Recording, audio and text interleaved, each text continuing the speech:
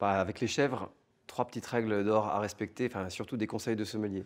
Première chose, au moment des fromages, évitez les rouges.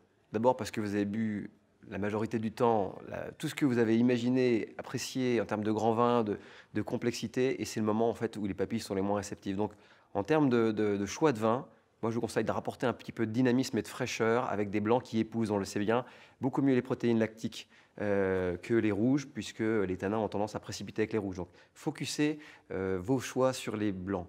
Ensuite, bien sûr, il faut des vins qui soient en fonction des fromages et des choix de fromage. En l'occurrence, les chèvres, ici, ça appelle des blancs qui ont de la fraîcheur, du dynamisme. Et à base de chardonnay, on le sait dans la région, hein, les grands charolais, tous les fromages locaux fonctionnent très très bien avec les chardonnays percutants qui sont plus agrumés, avec ceux qui vont un petit peu les trancher et leur donner du relief.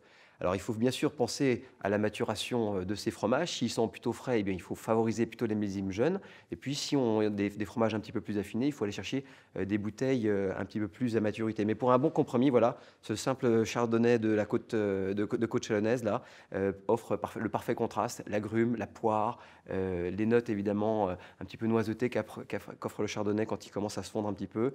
Ça épouse parfaitement le fromage et ça donne beaucoup de rythme, en tout cas à ce repas.